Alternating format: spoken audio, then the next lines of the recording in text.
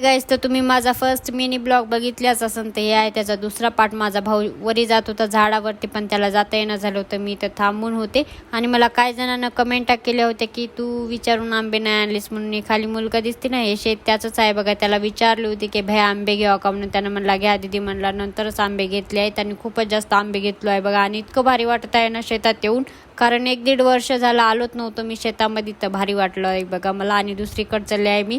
तिथं ठाळ कुठं कुठं होता, कारण आता टाळ वगैरे गेला आहे ना. आणि याला काय म्हणता तुम्ही कमेंट बॉक्समध्ये नक्की सांगा.